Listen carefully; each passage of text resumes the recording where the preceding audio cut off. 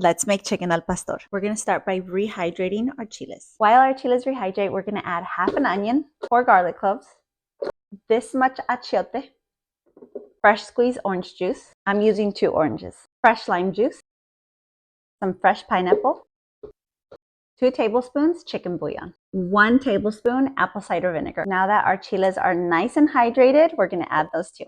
I'm also adding oregano, but I'm almost out, so this will have to do. We're also adding fresh cracked pepper and blend on high.